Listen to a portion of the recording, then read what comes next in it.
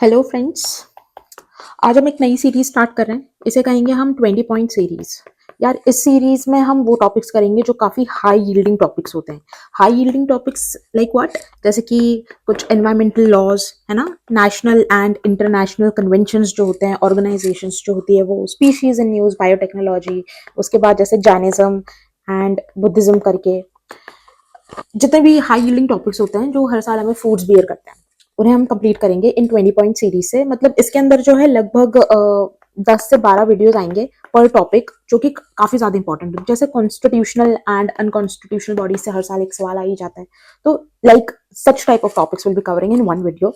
तो इन वीडियोस को कैसे देखना है, एक बार देख लेना है, दूसरी बार भी देख लेना है, एक बार कोशिश करनी कि 1.5x पे देख लो एंड बस 2x पे लगा के इनको 4 से 5 बार देख लेना, दिमाग में चीजें घुस जाएंगी। ठीक है, तो जो पढ़ा रहे हैं इन टॉपिक से रिलेटेड यहाँ पे, this is sufficient for you to know in prelims. उसके बाद यार जो भी बाउंसर टाइप के क्वेश्चंस आते हैं तो वो हमारे पेरिफेरल नॉलेज, हमारे इंटेलेक्ट को यूज करके हो जाते हैं। ठीक है, तो for today's topic we are taking up environmental laws in India. तो लेट्स स्टार्ट। यार यहाँ पे ये होता है कि सबसे पहले कॉन्स्टिट्यूशनल प्रोविजंस और लीगल फ्रेमवर्क क्या है एनवायरमेंटल लॉज का इंडिया में। तो देखा जाता है जो सबसे पहले जब इंडियन कॉन्स्टिट्यूशन में कुछ भी एक्सप्लिसिटली प्रोविजंस मेंशन नहीं थे, जैसे आज की डेट में डीपीएसपी में है ना, डीपीएसपी में आर्टिकल 48A में दिया हुआ है, it directs the states to protect and improve the environment and safeguard forest and wildlife. Okay, और आर्टिकल 51A क्लॉज जी, इसमें दीज आर फंडामेंटल ड्यूटीज इसमें दी हुई है, makes it the duty of every citizen, okay, याद रखना, it is a duty of every citizen and not every resident. Okay, makes it the duty of every citizen to protect and improve. Direct that fundamental duties are for citizens only, not for residents.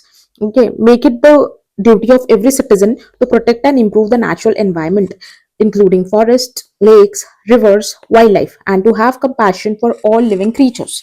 ठीक है, उसके बाद initially जैसे मैंने बोला कोई provision नहीं था, लेकिन कब आए उसके बाद, जब स्टॉकहोम कॉन्फ्रेंस होती है, United Nations conference on human environment conference, Stockholm environment में जो होती है, and 42nd constitutional amendment act से ये दो चीजें हमने ऐड की थी जो हमने पढ़ा। ठीक है, उसके बाद India first major environmental law was wild life protection act, जो कि 1972 में आता है। The department of environment, okay, the department of environment was established in 1980, this you should remember, and later upgraded to the Ministry of Environment and Forest, okay, 1985। तो शुरुआत से ये नहीं थी, पहले ये हुआ करता था department. Following the Bhopal gas tragedy of 1984, Environmental Protection Act 1986 was enacted. It is considered an umbrella legislation, filling gaps in earlier laws and providing a framework for environmental regulation and protection. तो यहाँ पे देखना, सबसे पहले जो है wild life protection act आया 1972 में, उसके बाद डिपार्टमेंट ऑफ एनवायरनमेंट आया 1980 में, उसके बाद भोपाल गैस ट्रेजेडी होती है 1984 में, उसके बाद ministry of environment and forest आती है 1985 में, और भोपाल गैस ट्रेजेडी की वजह से एक लॉ पास होता है, एनवायरनमेंट प्रोटेक्शन एक्ट ऑफ 1986। तो ये हमारी क्रोनोलॉजी है, though it won't be asked chronology, but हमें ईयर्स पता होने चाहिए, we never know if they ask the year. UPSC में तो नहीं पूछते पर दूसरे एग्जाम्स में पूछ लेते हैं। ठीक है, उसके बाद हम देखेंगे बायोडाइवर्सिटी प्रोटेक्शन से रिलेटेड एक्ट्स, जैसे कि सबसे पहला आता है इंडियन फॉरेस्ट एक्ट 1927। ओके, तो इसका ऑब्जेक्टिव क्या है यार, बहुत कंफ्यूजन होती है। एक तो इंडियन फॉरेस्ट एक्ट हो गया 1927 का, उसके बाद फॉरेस्ट कंजर्वेशन एक्ट हो गया 1980 का, उसके बाद एक फॉरेस्ट राइट्स एक्ट आता है 2006 का। तो इन सब के प्रोविजंस ना हमें पता होने चाहिए। ठीक है, तो ऑब्जेक्टिव क्या है इंडियन फॉरेस्ट एक्ट 1927 का, to protect and conserve forest and regulate forest related activities. Protect करना है और कंजर्व करना है फॉरेस्ट को, and we have to regulate forest related activities. तो कैटेगरीज क्या है, फीचर्स क्या है, it categorises forest into reserve forest, protected forest and village forest. किस किस में करती है, reserve forest, protected forests and village forests, defines forest offenses and prescribes penalties। ये define करती है, forest offenses are defined in not in constitution, in Indian Forest Act। एक और सवाल ऐसा पूछ लेते हैं, टेस्ट में देखा है मैंने कि पूछ लेते हैं which of the following acts categorises forest into reserve forest, protected forest, तो हम कंफ्यूज हो जाते हैं कि फॉरेस्ट कंजर्वेशन था, राइट्स था, तो यह है Indian forest act 1927. Okay, it also specifies prohibited activities in reserved forest areas and it aims to ensure environmental preservation through regulation and enforcement. ये तो काफी जेनरिक सा स्टेटमेंट है, तो इंडियन फॉरेस्ट एक्ट से इतना ही याद रखना है. ओके, फॉरेस्ट कंजर्वेशन एक्ट 1980, इसका ऑब्जेक्टिव क्या है? To prevent deforestation and degradation of forest, thereby ensuring environmental preservation. इसमें क्या था? प्रोटेक्ट करना है, कंजर्व करना है फॉरेस्ट और रेगुलेट करना है फॉरेस्ट रिलेटेड एक्टिविटीज को. इसमें डिफॉरेस्टेशन और डिग्रेडेशन को कम करना है, प्रिवेंट करना है, देयरबाय एंश्योरिंग एनवायरमेंटल प्रिजर्वेशन. इसके की प्रोविजंस ध्यान में रखना. क्या है? Mandatory prior approval of the central government, not of the state government but of the central government. Mandatory prior approval of the central government. क्यों? For diversion of forest land for non-forestry purposes, even for sustainable agroforestry practices within forest areas. Forest areas में अगर आप sustainable agroforestry कर रहे हो तब भी आपको सेंट्रल गवर्नमेंट की परमिशन लेनी है. अगर आप फॉरेस्ट लैंड को डाइवर्ट कर रहे हो नॉन फॉरेस्ट पर्पज के लिए तो भी आपको सेंट्रल गवर्नमेंट की परमिशन लेनी है. Third, violation or lack of permit is treated as a criminal offense, not as a civil offense, but as a criminal offense. एक बार ध्यान में रख लो. It aims to limit deforestation, conserve biodiversity, and protect wildlife. Very generic statements. Limitations क्या है? Although the act brought hope for forest conservation, it did not fully achieve its intended targets due to challenges in implementation and enforcement, जो कि हमारे India में होता रहता है. Okay, next topic आता है, हमने इंडियन फॉरेस्ट एक्ट देखा, फॉरेस्ट कंजर्वेशन एक्ट देखा, ठीक है, और क्रिमिनल ऑफेंस से करार किया. ठीक है. नेशनल फॉरेस्ट पॉलिसी 1988 की, नेशनल फॉरेस्ट पॉलिसी ऑफ 1988, इसके ऑब्जेक्टिव क्या है? To ensure environmental stability and maintain ecological balance by conserving forest as a part of India's natural heritage. क्या? To ensure environmental stability and maintain ecological balance by conserving forest as a part of India's natural heritage. Forests are our natural heritage. Key shifts and features देखेंगे. Marked a significant shift from commercial exploitation to ecological sustainability. ठीक है, ये mains में use हो जाएगा, यहाँ पे तो मुझे नहीं लगता प्रीलिम्स में इतना काम आएगा. कमर्शियल एक्सप्लॉयटेशन से इकोलॉजिकल सस्टेनेबिलिटी की ओर बढ़ेंगे. It emphasised participatory forest management. Okay, तो पार्टिसिपेटरी फॉरेस्ट मैनेजमेंट को एम्फसाइज किया. Community involvement, especially local and tribal communities. क्या है? इंडियन फॉरेस्ट पॉलिसी, ये हमारी पॉलिसी है. Conservation of flora and fauna, arresting soil erosion, land degradation and desertification, है ना. डेजर्टिफिकेशन के लिए ना वो United Nations convention to combat desertification. Promotion of afforestation and social forestry, enhancing forest productivity for sustainable needs and efficient and optimum use of forest produce. Very generic statements. ठीक है, तो 3 laws हमने पढ़ लिए. उसके बाद आता है the scheduled tribes and other traditional forest dwellers, recognition of forest rights act 2016, forest rights act of 2016. इसमें क्या है? It was enacted to correct historical injustices done to the scheduled tribes and other traditional forest dwellers by legally recognizing their rights over forest land and resources. The act operates under the Ministry of Tribal Affairs. ठीक है, tribes वगैरह के लिए बात हो रही, तो forest rights act किसमें? मिनिस्ट्री ऑफ ट्राइबल अफेयर्स के अंडर में काम करता है. ये याद रखने की चीज है. Objective to restore forest rights to STs and other traditional forest dwellers who have lived in and depended on forest for generations. दूसरा to promote environmental conservation, biodiversity protection and ecological balance through community participation. And third, to ensure livelihood and food security. Livelihood and food security को ensure करना है for forest dwelling communities while strengthening forest conservation. Scope and coverage क्या है forest rights act का? 2006. इसका scope क्या है कि applicable to national parks, wild life sanctuaries, reserve forest. Reserve forest किस क्लासिफिकेशन से आए थे? Indian forest act, okay, 1927. तो वैसे ही it is forest rights act किस में एप्लीकेबल है? नेशनल पार्क्स में एप्लीकेबल है, वाइल्ड लाइफ सेंचुरीज में एप्लीकेबल है, रिजर्व फॉरेस्ट में एप्लीकेबल है एंड प्रोटेक्टेड फॉरेस्ट में भी एप्लीकेबल है. विलेज फॉरेस्ट में नहीं है. Recognises rights even in critical village habitats. Critical village habitats में भी राइट्स को रिकॉग्नाइज करती है. And these are areas within parks. Critical wildlife habitats क्या होते हैं? These are areas within national parks and wild life sanctuaries specifically earmarked for wildlife conservation and kept free from human intervention under strict conditions, तो वहां पे भी उनके rights को recognise करती है। The critical tiger habitats come under the purview of wild life protection act. तो critical tiger habitats जो होता है ना, ये वाइल्ड लाइफ प्रोटेक्शन एक्ट के परव्यू में आते हैं 1972। यही सारी चीजें छोटी छोटी जहां पे हम कंफ्यूज हो जाते हैं, तो उन्हें याद रखना, ठीक है। Types of rights that are recognised, क्या कौन कौन से राइट्स है? टाइटल राइट्स आते हैं, जैसे कि legal ownership of forest land. Forest land की लीगल ओनरशिप है उनकी, that is only up to 4 hectares, that is already being cultivated by the family. अगर कोई फैमिली कोई लैंड कल्टिवेट कर रही है तो 4 हेक्टेयर तक की लीगल उनके पास प्रोटेक्शन है, लीगल ओनरशिप है। And no new land allotment is permitted under this right, okay, no new land allotment is permitted. Use rights हैं कि access and use minor forest produce, क्या यूज कर सकते हो आप? Minor forest produce excluding timber, timber is not a minor, excluding timber you can access and use minor forest produce. Grazing areas excluding timber, minus आप use कर सकते हो minor forest produce, grazing areas का access है आपके पास, and traditional seasonal resources का भी एक्सेस है। Relief and development rights, it includes rehabilitation in cases of illegal eviction और फोर्स्ड डिस्प्लेसमेंट, ओके, रिहैबिलिटेशन मिलेगा आपको in case of illegal eviction और forced displacement. Entitlements to basic amenities subject to forest conservation safeguards, okay, forest management rights, community rights to protect, regenerate, conserve और manage forest resources for sustainable use, empowers community based forest governance. Eligibility criteria क्या है? To claim rights over the Forest Rights Act, the claimant must belong to the scheduled tribe, आपको एक तो scheduled tribe को belong करना पड़ेगा, in the area where the rights are being claimed। आप जिस भी एरिया में राइट क्लेम कर रहे हो वहां पे आपको एक scheduled tribe को belong करना पड़ेगा, or to be the other traditional forest dweller, then have primarily resided in forest areas for at least 3 generations। आप पिछले 3 जनरेशन से वहां पे रह रहे हो, that is 75 years before December 13th 2005। Date इतना पूछेगा नहीं, बट एक बार नजरों से लेके जाओ। Before December 13 2005, be dependent on forest और forest land for livelihood needs. उसके बाद आता है the wild life protection act, wild life protection act 1972।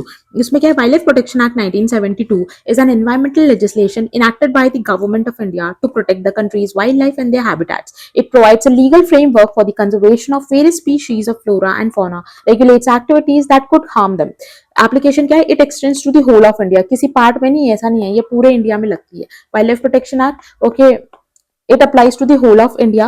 Objective क्या है? The primary objective of Wildlife Protection Act 1972 includes the following, that is to ensure the protection of endangered species, to regulate the hunting of wildlife, to control and trade wildlife products, to ensure, देखो क्या करना है? endangered species को protect करना है, regulate करना है hunting को, control करना है trade को in wildlife products, and to establish protected areas like national parks, wildlife sanctuaries and reserves।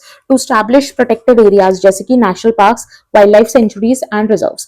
की फीचर्स क्या है? Definition of wild fire, protected areas जैसे कि national parks, wild life sanctuaries and reserve, biosphere reserves, ये सब wild life protection act के तहत बनते हैं। जैसे नेशनल पार्क्स किसके तहत बनता है? Wild life protection act, wild life sanctuaries भी उसकी तरह एंड बायोस्फीयर रिजर्व्स भी उसी की तरह। की फीचर्स क्या है? Definition of wildlife, okay, as per the act's definition, wildlife includes any animal, bees, butterflies, crustaceans, fish and moths, and land or aquatic vegetation that forms part of any habitat. It establishes protected areas, wildlife sanctuaries, national parks, conservation reserves, ये सब हमने देखा ना किससे बन रहे हैं? Wildlife Protection Act से।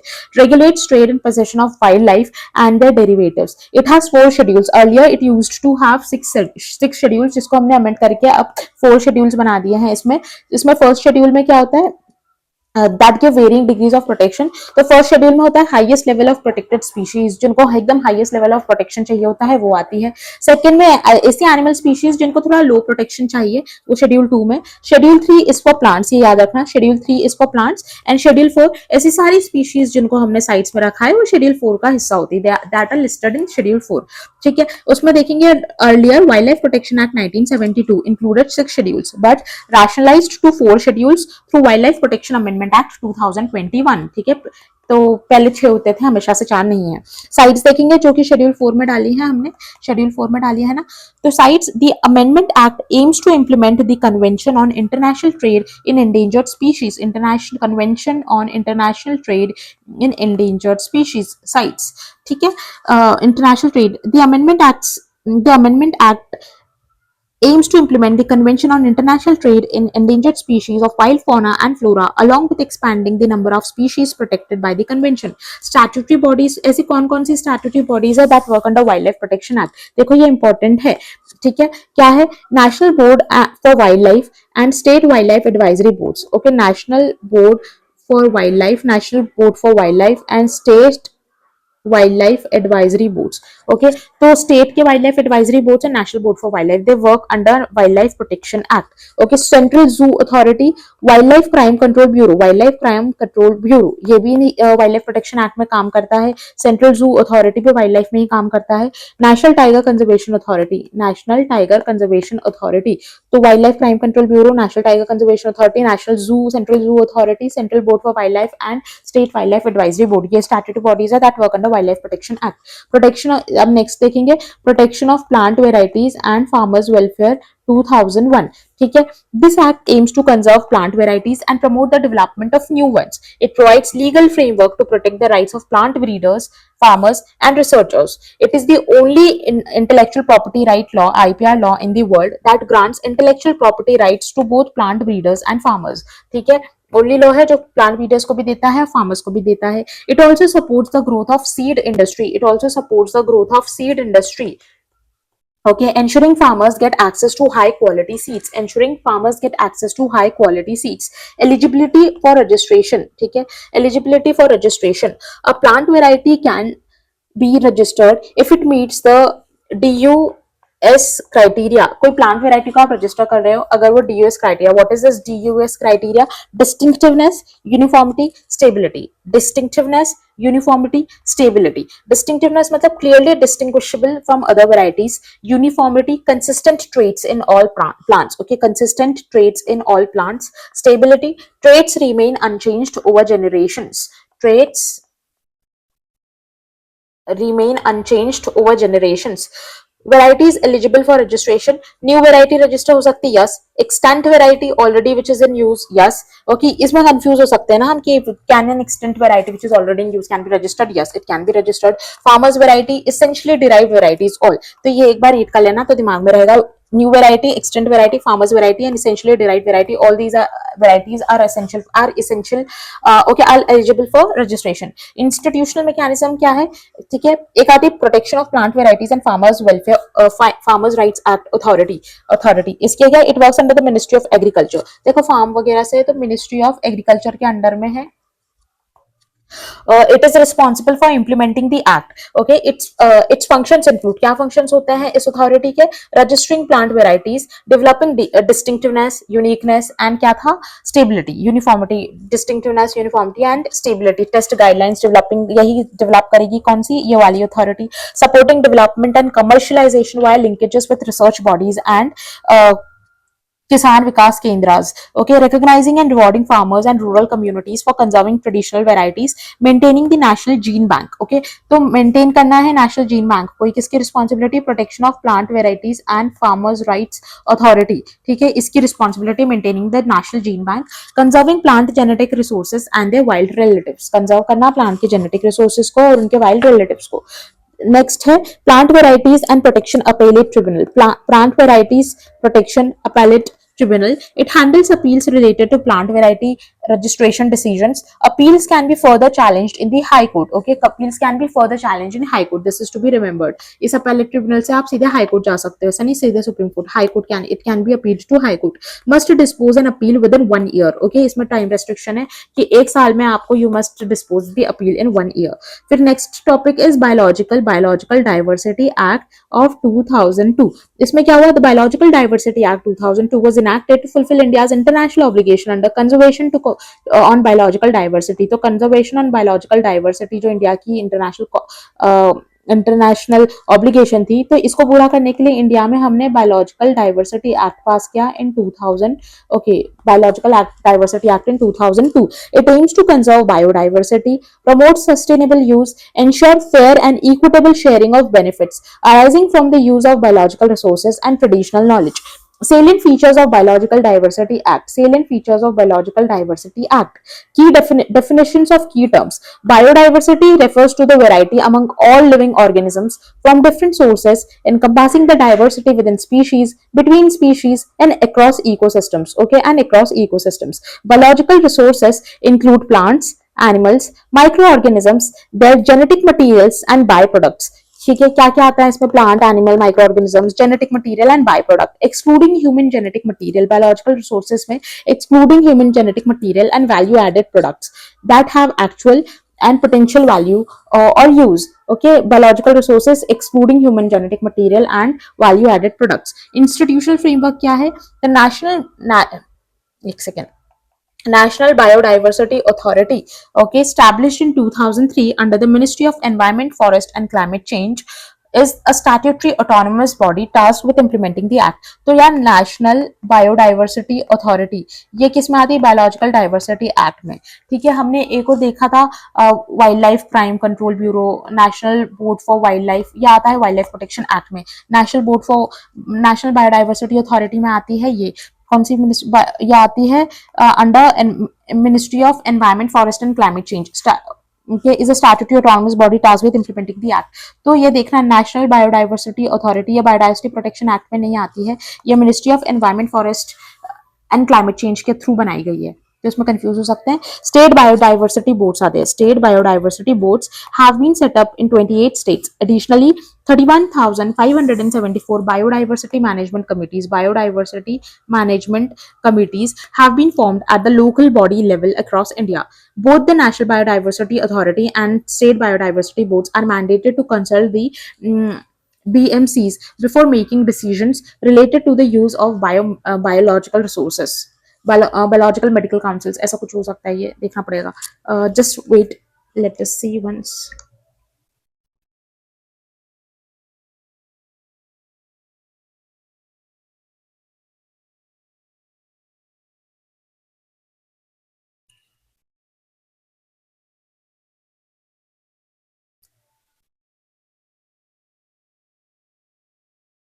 Biodiversity management committees. ठीक है, so mandated to consult biological biodiversity management committees before making decisions related to the use of biological resources. फिर तीसरा होता है एक्सेस एंड बेनिफिट शेयरिंग. तो यार ये बायोलॉजिकल डाइवर्सिटी एक्ट का access and benefit sharing, this is very very important. इसमें क्या होता है? Access and benefit sharing ensures, जैसे कि वो नागोया प्रोटोकॉल और कार्टेजिना प्रोटोकॉल भी था ना, तो नागोया में था, है ना, ये access and benefit sharing. Access and benefit sharing. The access and benefit sharing mechanism ensures that local communities are fairly compensated for the use of biological resources and associated traditional knowledge they have conserved. Penal provisions. Violations under the act are cognizable and non-bailable. ऐसे violations जो है वो cognizable है, yes. Are they cognizable? Yes. Are they non-cognizable? No. Are they non-bailable? Yes. एकदम extreme. They are cognizable and non-bailable. Offenders may face imprisonment up to 5 years or fine up to 10 lakh. 5 साल की सजा भी हो सकती है या फिर आपको 10 लाख की फाइन भी देनी पड़ सकती है. फिर उसके बाद biological diversity act. Biological diversity act में अमेंडमेंट किया 2023 में. की चेंजेस क्या इंट्रोड्यूस किए? Exemptions from access and benefit sharing. Ayush practitioners and traditional knowledge holders are now exempted from paying access and benefit sharing fees. This is to be remembered. ठीक है, इनको नहीं देनी है, आयुष practitioners को, traditional knowledge holders को नहीं देनी है paying access and benefit sharing fees. उसके बाद decriminalizing the offences. ठीक है, the amendment removes criminal penalties and replaces them with monetary fines for violations and encourage foreign investment in biological resources, research, patenting and commercial use without compromising national interest. Next topic is wetland conservation and management rules 2017. The wetlands conservation and management rules were framed under the Environment Protection Act. किसके तहत बनाए गए ये rules? Environment Protection Act 1986. This is to be remembered. Wetland conservation and management rules, wetlands वाले environment से related है. Environment Protection Act 1986 to protect and sustainably manage India's diverse wetlands. These rules mark the government of India's commitment to fulfilling the obligations under the Ramsar Convention. These rules mark the government of India's commitment to fulfilling its obligations under the Ramsar Convention, to which India has been a party since 1982. Ramsar Convention की party है हम 1982. उसको fulfill करने के लिए हमने wetland conservation and management rules लाए थे under Environment Protection Act, under Environment Protection Act 1986. 2017 wetland rules replaced the Wetlands Conservation and Management Rules 2010 to address their limitations and improve wetland governance. Okay, 2017 wetland rules replaced Wetland Conservation Management Rules 2010 to address their limitations and improve wetland governance. ठीक है, ठीक है, ठीक है. की provisions of wetlands conservation and management rules 2017 के की provisions क्या है कि wetlands are defined as areas transitional between terrestrial and aquatic systems where the water table is at or near the surface, water table is at or near the or near the surface, or the land is covered by shallow waters, or the land is covered by shallow waters. Institutional mechanisms क्या है कि state wetland authority to be constituted in each state and union territory chaired by state environment minister. तो state wetland authority को कौन chair करेगा? Minister, state environment minister, state environment minister. Okay, state wetland authority must include experts in wetland ecology, hydrology, fisheries, landscape planning, socio-economics. The authority, okay, so authority में ये सब experts होने चाहिए. The authority is mandated to prepare a comprehensive list of activities that are permitted, regulated or prohibited within notified wetlands and their zone of influence. ठीक है, उस authority को पूरा comprehensive list देनी पड़ेगी ऐसी activities की जो कि permitted है, जो कि regulated है और जो कि prohibited है within notified wetlands and their zone of influence. Recommended additional prohibited activities for specific wetlands as needed. ठीक है, कुछ specific wetlands, कुछ specifically जैसे आपने एक तो दे दी सबके लिए, लेकिन कुछ specific wetlands के लिए भी आप दे सकते हो कि wetlands for specific wetlands as needed, कि भाई ये additional prohibited activities exist for this particular wetland. National oversight क्या है? The earliest central wetland regulatory authority is replaced by the National Wetland Committee. तो पहले central wetland regulating authority हुआ करती थी, अब हो गई है National wetland committee.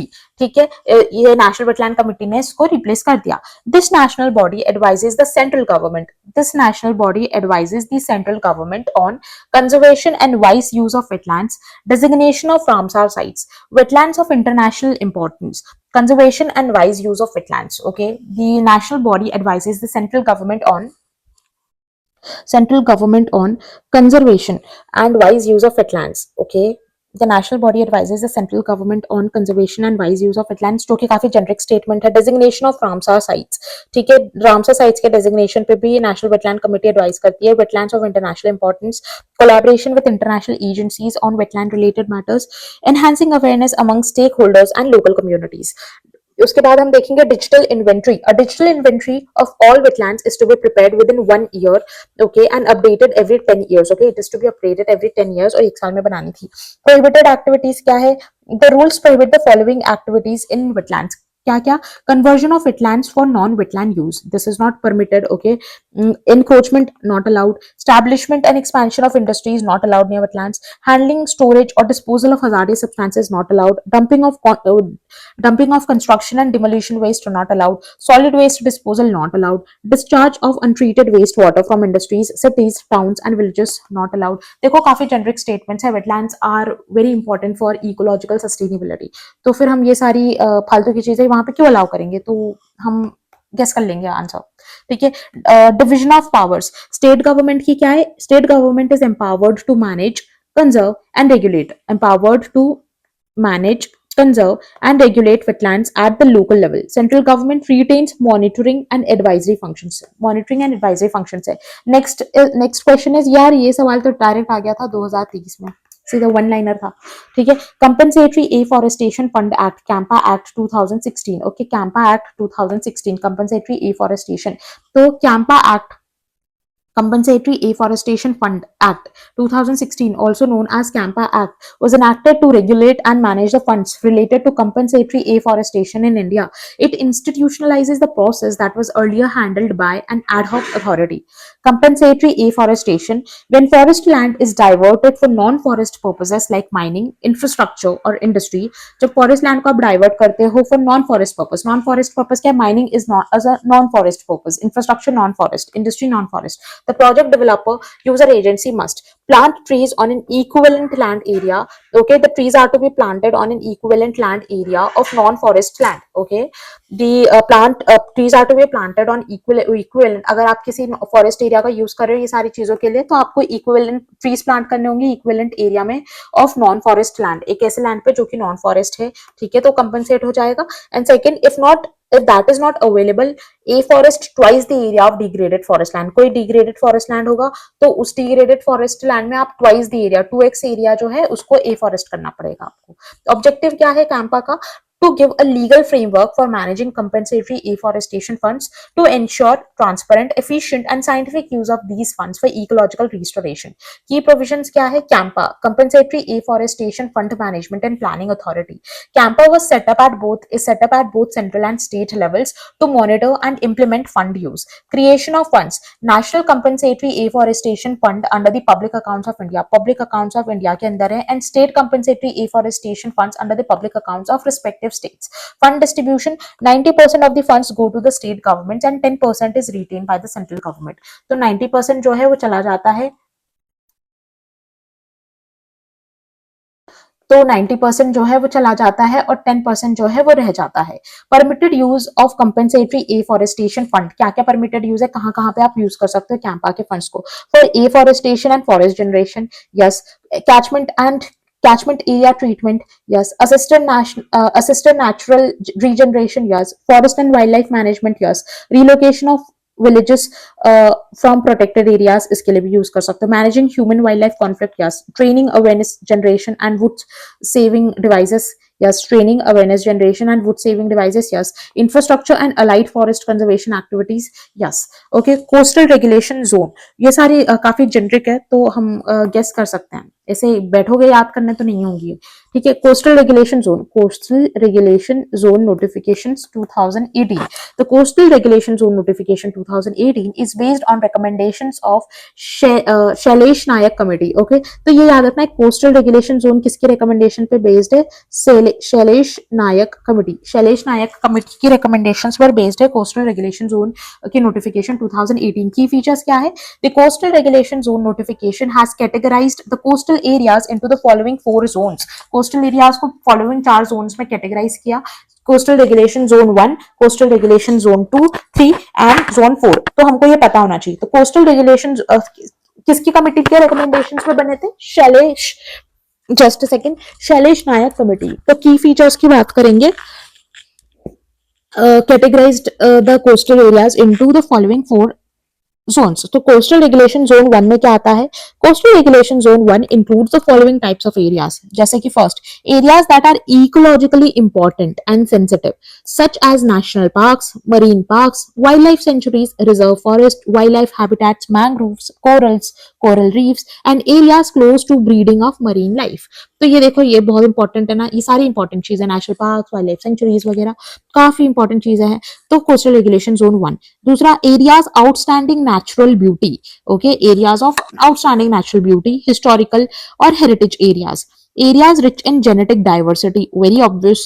Areas likely to be inundated due to rise in sea level consequent upon global warming, acceptable. Such other areas may be declared by the central government. Who will be declaring that? Central government or the concerned authority at the state or union territory level from the time to time.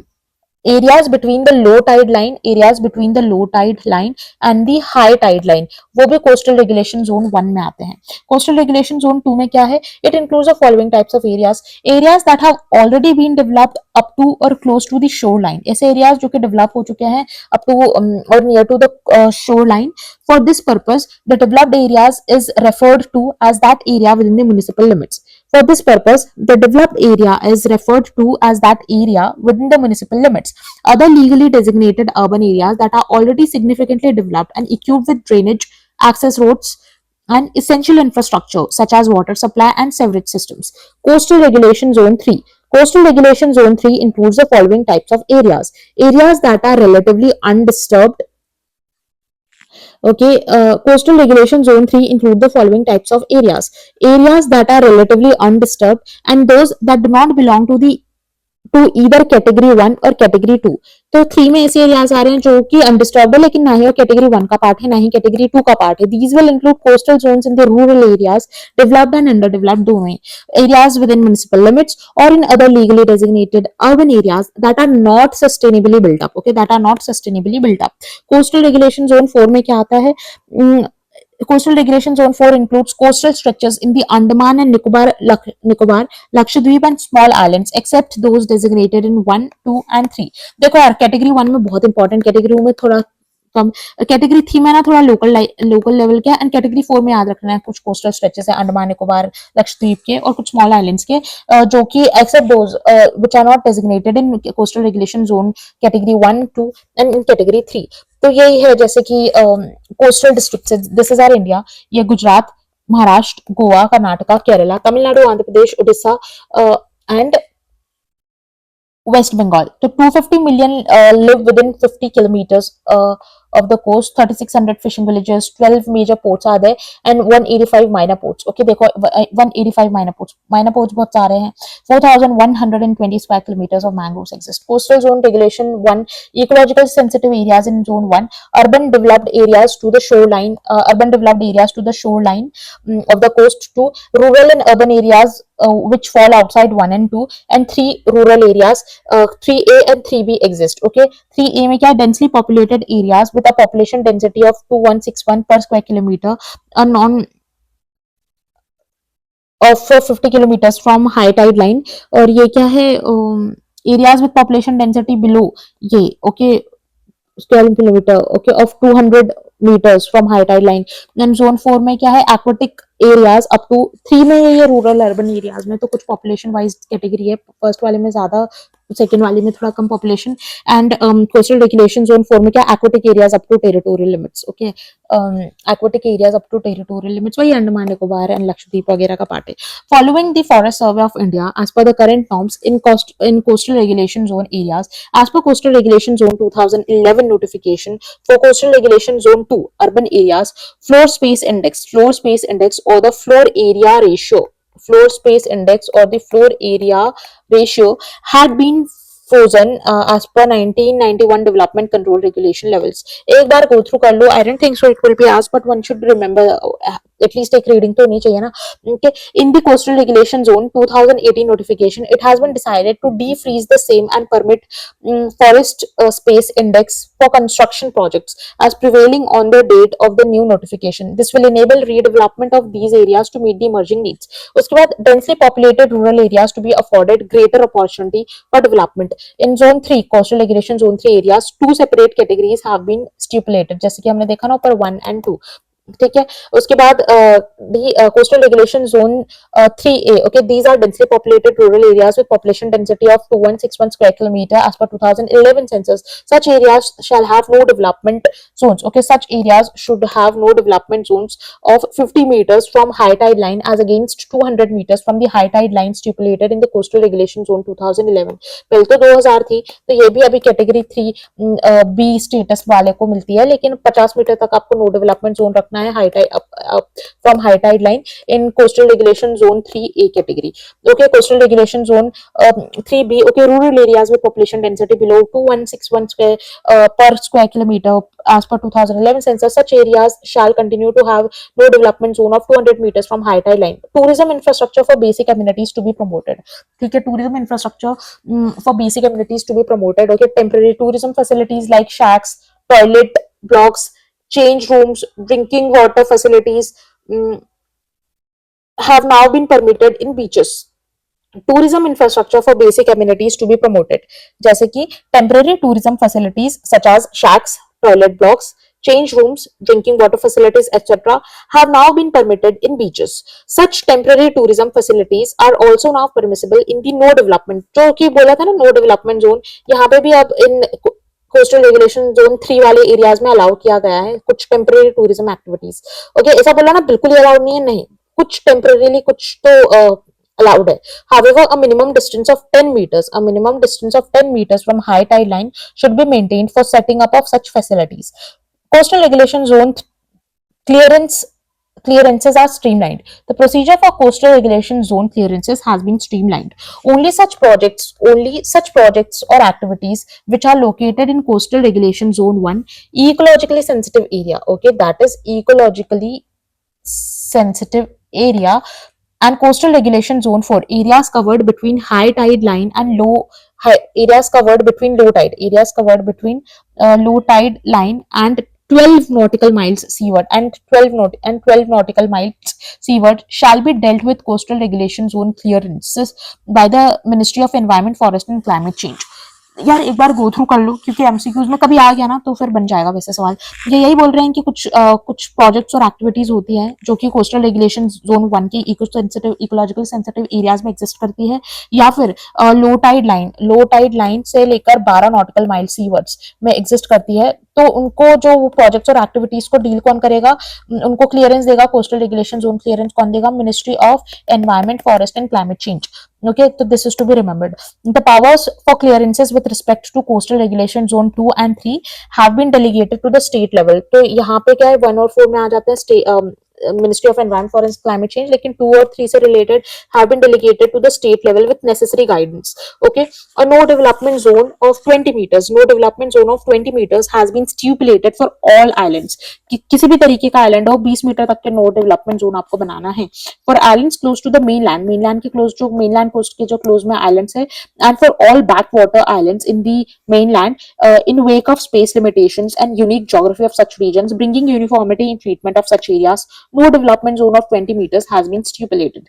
Okay, no development zone of 20 meters has been stipulated where, okay, for islands close to the mainland coast and for all the backwater islands in the mainland, okay, in the wake of space limitations and unique geography of such regions, bringing uniformity in treatment of such regions, no development zone of 20 meters has been stipulated. All ecologically sensitive areas have been accorded special importance. Specific guidelines related to their conservation management plans have been drawn up as a part of coastal regulation zone notification. All ecologically sensitive areas have been accorded special importance. ठीक है, जैसे कि specific guidelines related to the conservation are given, management plans are also given, have been drawn up, have been drawn up as part of coastal regulation zone notification. ठीक है, pollution abatement has been accorded special focus. ठीक है, इन areas में हमको pollution abatement पे भी focus करना है. In order to address pollution in coastal areas, treatment facilities have been made permissible activities in coastal regulation zone 1B area subject to necessary safeguards. Defense and strategic projects have been accorded necessary dispensation. कुछ अगर आपको defence और strategic project लगाने हैं तो आपको कुछ dispensation, necessary dispensation मिल जाएंगे, ओके, डिस्पेंसेशन मिल जाएंगे, ठीक है। Acts related to pollution, acts related to environment देख लिया हमने, है ना। अब एक्ट्स रिलेटेड टू पोल्यूशन आते हैं, क्या है, दी वाटर एक्ट, एक है वाटर एक्ट 1974 का, फिर एयर एक्ट भी आएगा, है ना। तो ये सब देखते हैं। The water act, the water prevention and control of pollution act 1974, this act was enacted in 1974 to provide for the preservation and to provide for the prevention and control of water pollution and for the maintaining or restoring of the wholesomeness of water in the country. Regulatory bodies, it establishes the Central Pollution Control Board, it establishes the Central Pollution Control Board and state level control boards. Okay, तो पूछा ना central pollution control board और state pollution control boards किसके तहत बनते हैं, तो ये बनते हैं वाटर एक्ट 1974 के तहत। The act was amended in 1988, 2003 and 2024, तो मल्टीपल टाइम्स अमेंड हो चुका है। 88 में हुआ, इन 1988, 2003 एंड 2024 में हुआ। की फीचर्स क्या है, application, it applies initially to Himachal Pradesh, it applies initially to, जैसे यार हम इंडिया बना लेते हैं,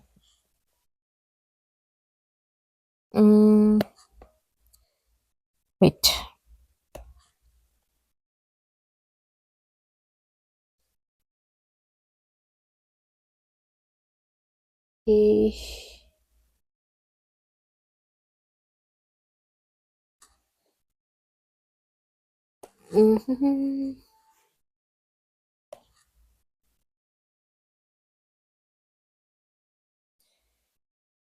ठीक है, जैसे ये हो गया अपना इंडिया,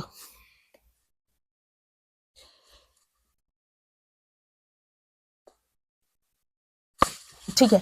तो ये क्या कह रहे हैं कि it applies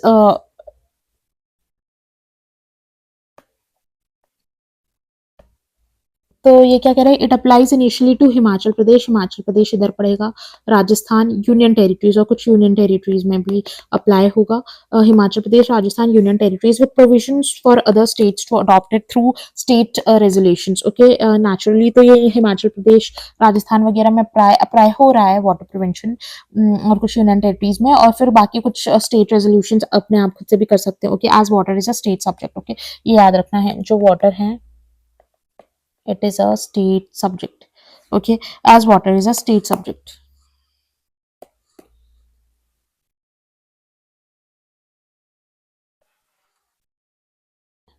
As water is a state subject. Chairman of State Pollution Control Board, the central government will prescribe the manner of nomination. कौन करेगा? चेयरमैन होगा स्टेट पोल्यूशन कंट्रोल बोर्ड का, सेंट्रल गवर्नमेंट जो होगा वो बता देगी इस तरीके से करो आप nominate, and terms and conditions of the service of the chairman. तो सेंट्रल गवर्नमेंट बताएगी terms and conditions of the service और मैनर बता देगी इस तरीके से करो। पेनाल्टीज क्या होगी? It decriminalises various violations. एक चीज ध्यान रखना, बहुत सारे वायलेशंस को अभी जो नए एक्ट आए ना उसमें थोड़ा डीक्रिमिनलाइज किया है, थोड़ा लाइटन किया गया है, बस मॉनेटरी फाइन्स लगा दिए।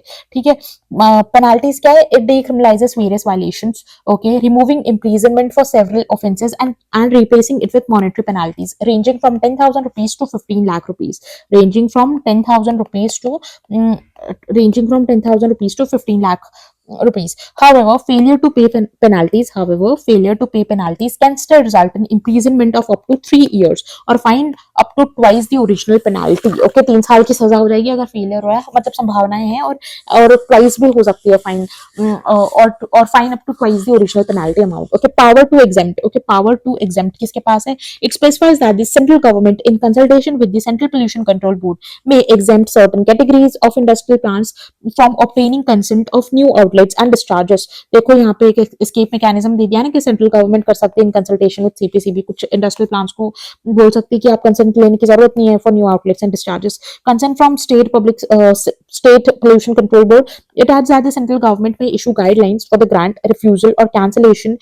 Okay, it adds that the central government may issue guidelines for grant, refusal or cancellation. Guidelines for grant, refusal and cancellation of consent granted by state pollution control board.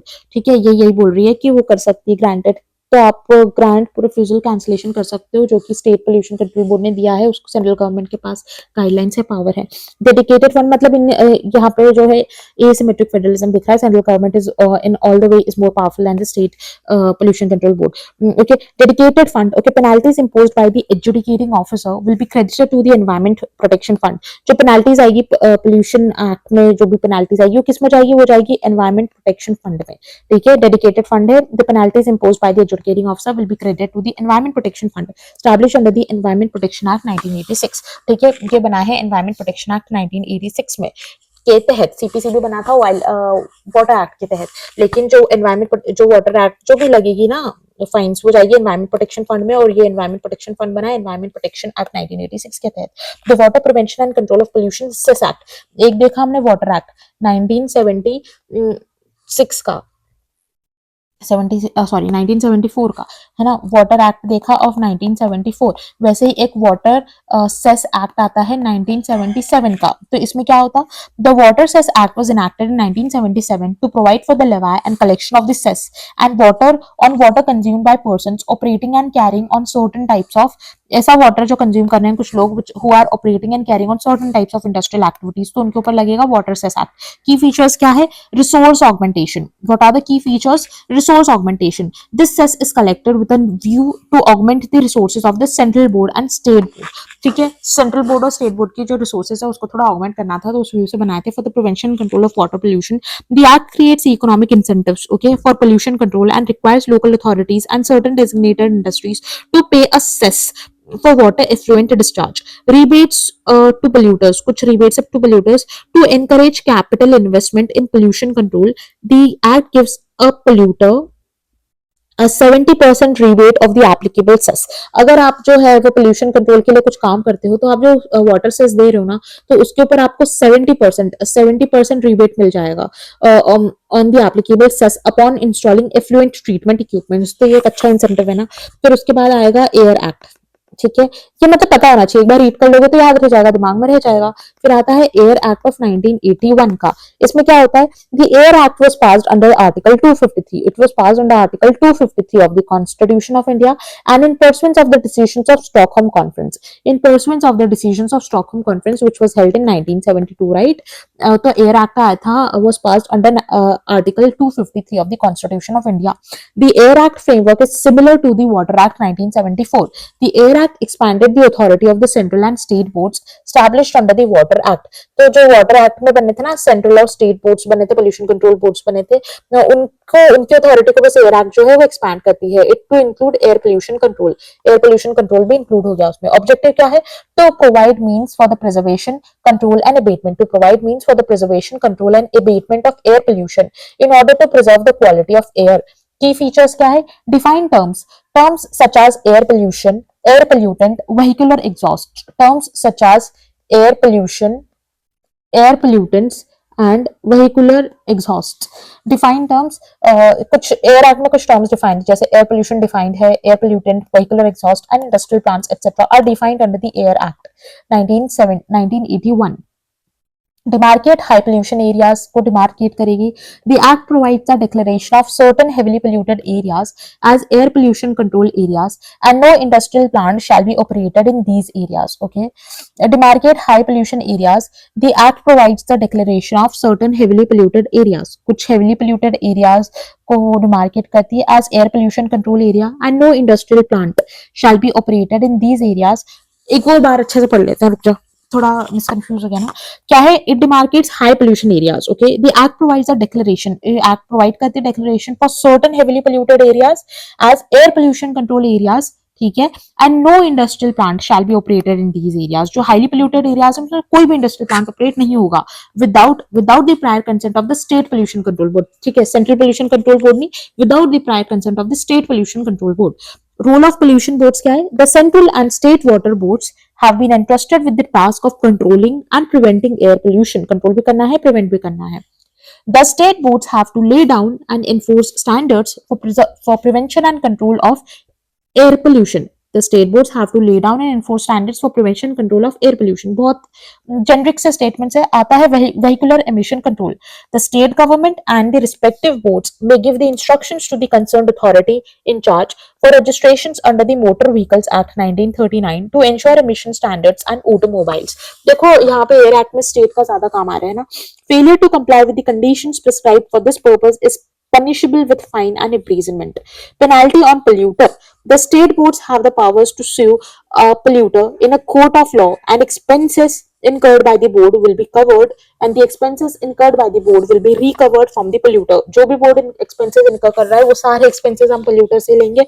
And noise as pollution, okay, the act also includes noise under the category of air pollutants in 1987। noise has been included under the Air Act as an air pollutant in 1987।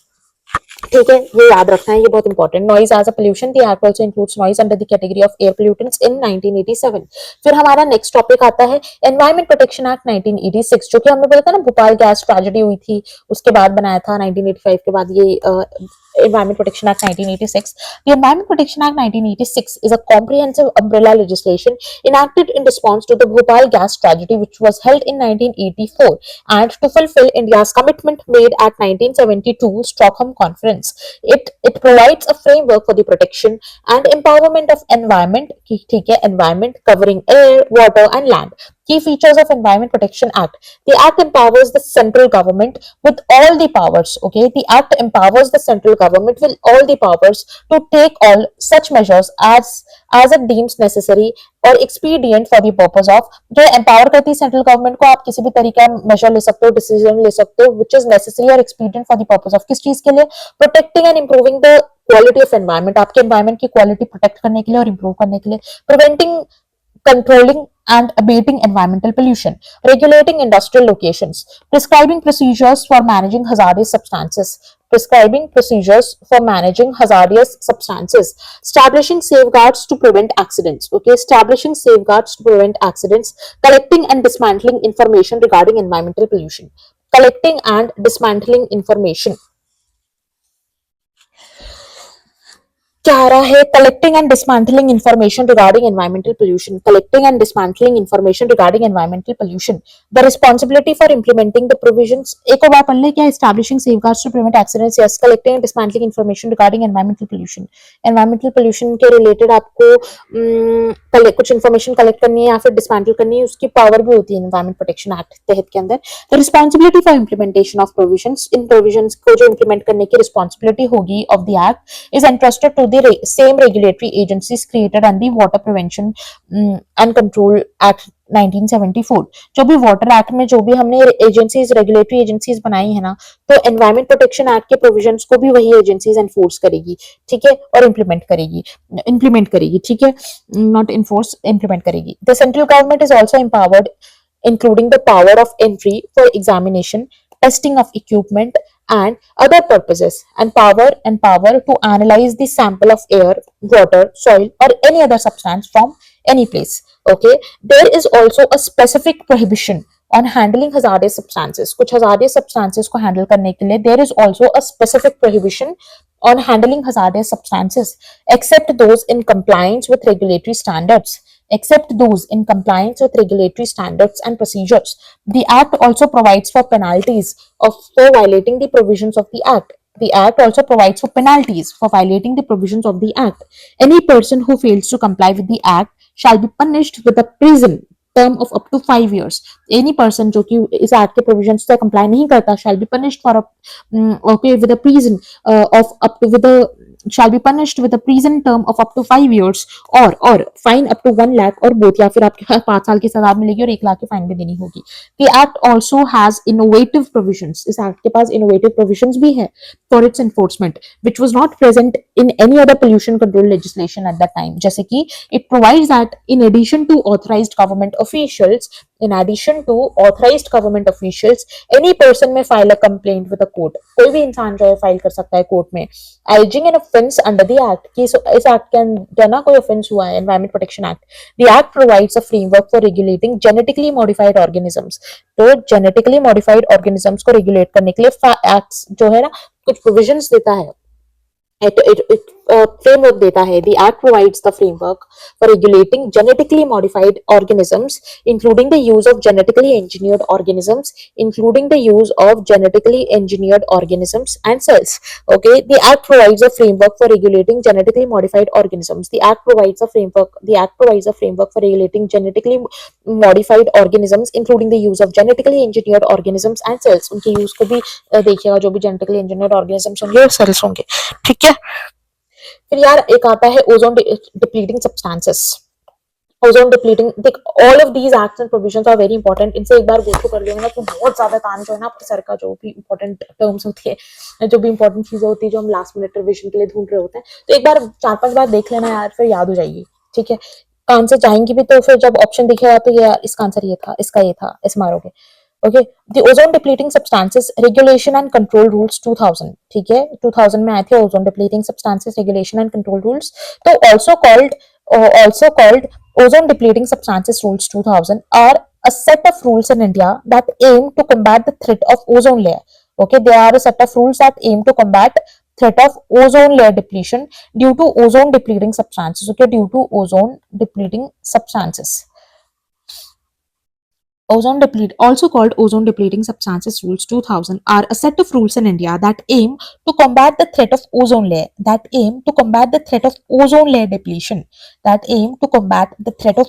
layer depletion due to ozone depleting substances.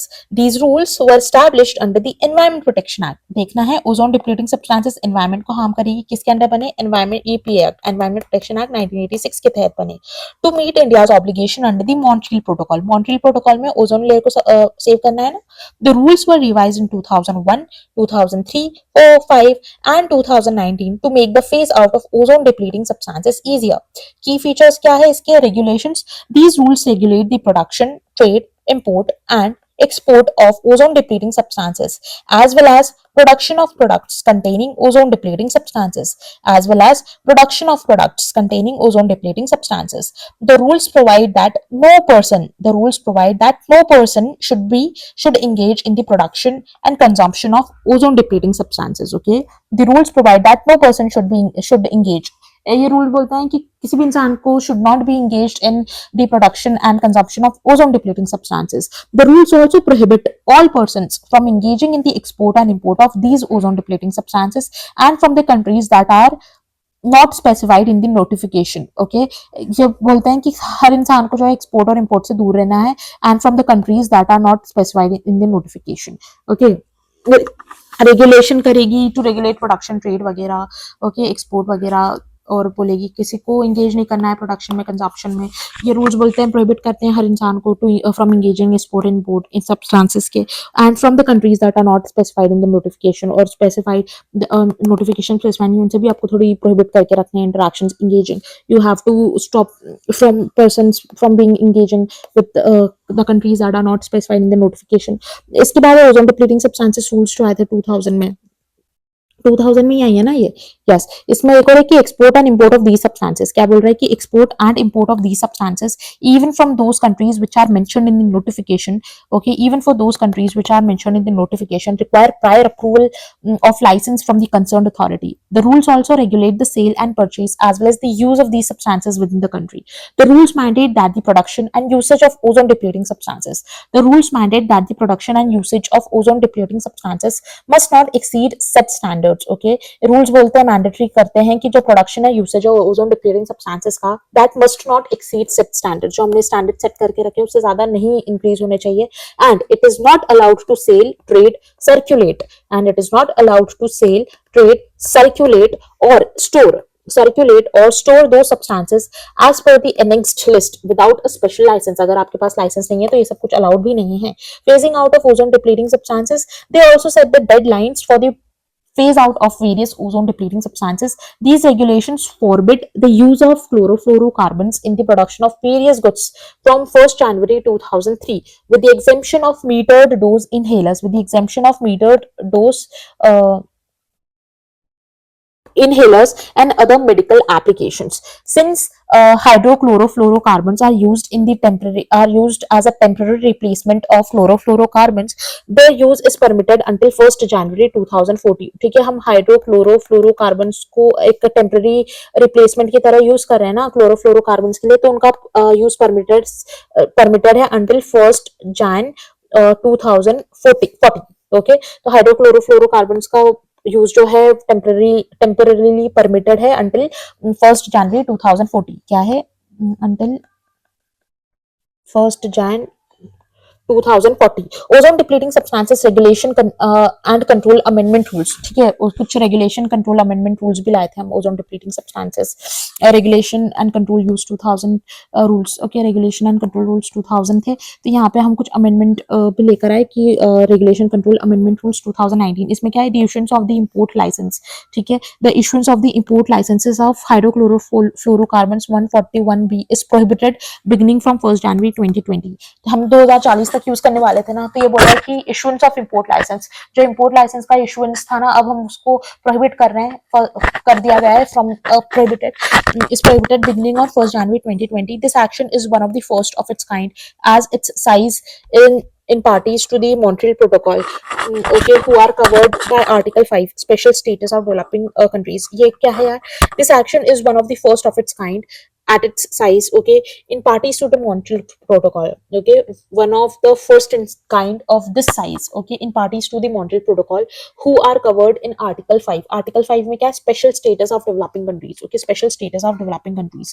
इसके बाद बहुत important है यार, ये जो है national green tribunal 2010, ऐसा सवाल आ जाता है और अक्सर हम ना कंफ्यूजन भी हो जाती है. तो यार एक सवाल होता है कि क्या कवर्ड है इसमें ना, जैसे कि देखते हैं अभी हम जब पढ़ेंगे तो, जैसे कि national green tribunal act 2010. The national green tribunal act 2010 was enacted to provide a specialized forum for quick and effective disposal of environmental cases in India. Okay, not in India. Okay, cases. Okay, it is in line. Okay, it was enacted to provide specialized forum for quick and effective disposal of environmental cases. It is in line with India's commitment under the Rio Summit 1992, and the right to a healthy environment under Article 21 of the Constitution. The National Green Tribunal was established on October 18th, 2010 under the National Green Tribunal Act of 2010 to expedite environmental justice in India. ठीक है, to एक्सपीडिएट जो भी होता है environmental justice in India. Objective क्या है national green tribunal के? To ensure speedy justice within 6 months of filing an appeal. तो एनजीटी में जब आप जाते हो तो स्पीडी जस्टिस होना चाहिए within 6 months। Okay, the ruling should be made in environmental matters to reduce the burden of environmental litigations in higher courts and to enforce legal rights. To enforce legal rights, provide relief and compensation to victims of environmental damage। jurisdiction किस किस में jurisdiction है और which of the following are outside एनजीटीज jurisdiction। तो यार ये part जो ना बहुत इंपॉर्टेंट है और इसमें हम कंफ्यूज भी होते हैं, तो इसे अच्छे से देख लो। तो सबसे पहले ये याद कर लो कि क्या नहीं आता है, क्या नहीं आता है। तो जो है which are not under NGT's jurisdiction, wild life protection act 1972, wild life protection act 1972। देखो तो एनवायरमेंट वाइल्ड लाइफ प्रोटेक्शन, यहाँ पे नेशनल ग्रीन ट्रिब्यूनल एनवायरमेंट की बात हो रही है, यहाँ पे वाइल्ड लाइफ की बात हो रही है, वाइल्ड लाइफ वाला नहीं आता। उसके बाद scheduled tribes and other traditional forest dwellers, recognition of forest rights act 2006। तो फॉरेस्ट राइट्स एक्ट 2006, यहाँ पे एनवायरमेंट की बात हो रही है, यहाँ पे फॉरेस्ट, देखो कंफ्यूजन हो सकता है इसलिए याद रखना है। फॉरेस्ट राइट्स एक्ट 2006 नहीं, and wild life protection act नहीं। तो उसके बाद जुरिस्डिक्शन में national green tribunal has original jurisdiction. Okay, एक ओरिजिनल जुरिस्डिक्शन, आप डायरेक्ट एंटिटी में जा सकते हो over civil cases including involving substantial environmental laws. ऐसे सिविल केसेस जिनके अंदर सब्सटैंशियल एनवायरमेंटल क्वेश्चंस आ रहे हैं, उन केसेस में आप ओरिजिनली जा सकते हो नेशनल ग्रीन ट्रिब्यूनल के पास। It is empowered to handle disputes under 7 की एनवायरमेंटल लॉज। कुछ 7 की एनवायरमेंटल लॉज के अंडर वो डिस्प्यूट्स का हैंडल कर सकता है। What are these? किसके अंदर नहीं कर सकता? Wild life protection act, forest rights act के तहत भी नहीं कर सकता। किसके अंडर कर सकता है? Water act 1974, water cess act 1977, forest conservation act 1980, ये सब हम पढ़ चुके हैं। Air prevention and control, okay, air prevention and control of pollution act 1981, ये भी देख लिया। एनवायरमेंट प्रोटेक्शन एक्ट 1986, ये भी हमने पढ़ लिया। Public liability insurance act 1991, public liability insurance act 1991 इसके तहत करेगा। And biological diversity act, biological diversity act 2002, ये सब हमने देख लिया, इस सब के तहत कर सकता है। ये सारे जुरिस्डिक्शंस, सारे एनवायरमेंटल लॉज के अंदर वो डिस्प्यूट्स को हैंडल कर सकता है। ओरिजिनल जुरिस्डिक्शन है over civil cases involving substantial environmental questions and acts which are outside NGT jurisdiction. क्या है? Wild life protection act and scheduled tribes and other forest. Okay, wild life protection act नहीं आता है, and scheduled tribes and other traditional forest dwellers, recognition of forest rights act 2006। Okay, फिर legal status और powers की बात करेंगे। National green tribunal is guided by principles of natural justice. Okay, national green tribunal, okay, it is guided by principles of natural justice, its orders are binding. तो देखना ये चलता है प्रिंसिपल्स ऑफ नेचुरल जस्टिस के तहत। उसके बाद its orders are binding and enforceable as civil court decrees. Civil court जो भी डिक्री देता है ना, वैसे नेशनल ग्रीन ट्रिब्यूनल के ऑर्डर्स बाइंडिंग होते हैं एंड एनफोर्सेबल होते हैं civil court decrees. Appeals against NGT's decisions can be made to the Supreme Court, not to the high courts. Appeal against an NGT can be made to the Supreme Court within 90 days। ये भी याद रखना है, इसमें timeline दी रखी है कि अगर एनजीटी के किसी डिसीजन से आप डिसएग्री करते हो तो आपको सुप्रीम कोर्ट में अपील देनी होगी, not in high courts but in supreme courts with in 90 days of the judgment given। and high courts can also be approached under specific circumstances। कुछ specific circumstances में high court भी जा सकते हैं, वो कोर्ट बताएगी। constitutional backing देखेंगे कि it draws inspiration from article 48। जो national green tribunal है, ये कहाँ से inspiration draw करती है? it draws inspiration from article 48, directive principle of state policy promoting environmental protection। it upholds article 21, ensuring the citizens right to a healthy environment। okay, it also upholds article 21, ensuring the citizens right। okay, it upholds the article 21, ensuring the citizens right to a healthy environment। okay, right to a healthy environment। फिर कुछ यार आए थे ई waste rules आए थे 2022 में। Okay, 2022 में ई waste rules आए थे। क्या? ई वेस्ट रूल्स 2022। तो पैरामीटर देखेंगे 2016 के रूल्स और 2022 में क्या डिफरेंसेस हुआ। ठीक है, तो क्या देखा हमने? E waste rules 2022। Parameter scope देखेंगे। 2016 का स्कोप क्या था? Dealers, consumers, bulk consumers and collection centres were covered. लेकिन 2022 में it has been restricted to manufacturers, producers, refurbishers, dismantlers and recyclers of e waste. Okay, manufacturers, producers, refurbishers, dismantlers and recyclers. पहले इसमें consumers भी आ रहे थे, bulk consumer भी आ रहे थे, कलेक्शन सेंटर्स एंड डीलर्स, पर ये सिर्फ अब manufacturers, producers, refurbishers, dismantlers and recyclers of e waste. ठीक है, ई वेस्ट बस ये सब इंक्लूडेड है। Definition of the term e waste, restricted definition थी 2016 के रूल्स में। 2022 में हमने क्या किया? The definition of the term e waste has been widened to include solar photovoltaic modules और पैनल्स और सेल्स। तो अब इस ई वेस्ट की कैटेगरी में सोलार फोटोवोल्टाइक मॉड्यूल्स भी आएंगे, पैनल्स भी आएंगे और सेल्स भी आएंगे। ठीक है, शेड्यूल 1 देखेंगे। Schedule 1 2016 rules, only 21 okay electrical and electronic equipments okay have been under the EPR extended producer responsibility regime, लेकिन यहाँ पे हम 106 electrical and electronic equipments have been included in 2022 rules okay. Extended producer responsibility mechanism 2016 rules में it focused more on the producers responsibility to collect back the e waste and provide collection targets. Producer की responsibility पे ज्यादा focus करता था कि आप जो है ई वेस्ट को कलेक्ट करोगे and provided collection targets. And इसमें क्या था, it provided annual e waste recycling targets. यहाँ पे बोला कि आप एनुअल रिसाइकलिंग टारगेट्स दिए आपको टू द प्रोड्यूसर्स। एंड ये 2016 में रजिस्ट्रेशन रिक्वायरमेंट क्या थी, it mandated the MPRR to maintain to obtain okay, it mandates the manufacturers, producers, refurbishers and recyclers to obtain authorization from the concerned state pollution control board लेकिन यहाँ पे क्या, manufacturers, producers, refurbishers and recyclers of the e-waste has to obtain the registration of the portal okay. They have to obtain okay, the manufacturers, producers, recyclers and recyclers of e-waste has to maintain registration on the portal okay. They have to obtain okay, the manufacturer, producer, refurbisher and recycler of e-waste has to obtain registration on the portal to be developed by the Central Pollution Control Board okay. यहाँ पे state pollution control board की थी, यहाँ पे central pollution control board की बात हो रही है। तो new additions to the 2022 e waste rules, तो ये कुछ लास्ट पार्ट है, बस इतना ही बचा है। तो EPR recycling certificate, extended producer responsibility recycling certificate, producers can purchase online extended producer responsibility recycling certificates from registered recyclers to fulfil the recycling targets such as recycling certificate issued by CPCB will be valid for such recycling. ऐसे जो recycling certificates जो कि central pollution control board ने issue किए हैं will be valid for 2 years, not for lifetime okay. ये याद रखना है, सिर्फ 2 साल के लिए वैलिड होंगे जो कि central pollution control Board issue करेगा। Refurbishing certificate and deferred liability, refurbishing certificate and deferred liability, the concept of deferred liability has also been incorporated therein. Producers can purchase refurbishing certificates from refurbishers to deter their extended producer responsibility vis-a-vis the corresponding quantity of e-waste in a particular year.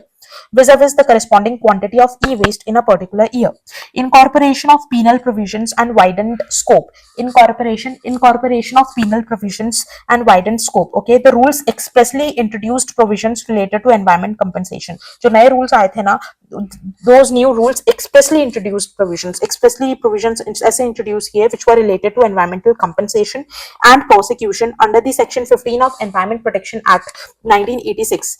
Okay, and उसके बाद further the environmental compensation can also be imposed. उसके बाद further जो environmental compensation होगा, it can also be imposed on an entity which aids or abets the violation of article 20 of which abets the violation of 2022 rules. Further environmental compensation can also be imposed on an entity which aids or abates. Further, the environmental compensation can also be imposed, okay, and further the environmental compensation can also be imposed on an entity which aids or abates the violations of 2022 rules. जो भी violate करेगी उसको, तो ये एक बार read कर लेंगे एक और बार। Incorporation of penal provisions and widened scope, okay, incorporation of penal provisions and widened scope. The rules expressly introduced provisions related to the environmental compensation and prosecution under section 15 of the Environment Protection Act 1986 EPA. Further, environmental compensation can also be imposed on an entity which aids or abates the violations of the 2022 rules. तो यार देखो, ये पूरा PDF हमने 20 page का था, सारे important environmental laws related to pollution, related to climate जो भी थे ना, वो हमने यहाँ पे कवर कर लिए हैं 100%। तो this has to be like, आप इसको 4 से 5 बार देख लेना, याद हो जाएंगे। जो एनजीटी वाला था ना कि भाई इसमें वाइल्ड लाइफ प्रोटेक्शन नहीं आता, फॉरेस्ट राइट्स नहीं आता, तो जब आप मॉक सॉल्व करने बैठोगे ना, तब दिमाग में आता है अरे यार मैम ने ये बताया था, मैं उसको ध्यान से देख लेता। तो एक बार जब इसके सवाल आप लगाओगे ना, तब आपको समझ आएगा कि मैं क्यों बोल रही हूँ कि ये बहुत ज्यादा इंपॉर्टेंट है। तो 2-4 बार देख लेना and will be good to go. तो नेक्स्ट टॉपिक जो है हम देखते हैं इसी सीरीज में, या तो कॉन्स्टिट्यूशनल बॉडीज वाला पार्ट लेकर आएंगे या तो बुद्धिज्म जैनिज्म वाले लेके आएंगे। लगभग 10 से 12 वीडियोस होंगे and these are very high yielding topics which you have to see in any case. Okay, तो all the best guys, and I hope you are equally excited for the next theme of these 20 important themes also. Okay.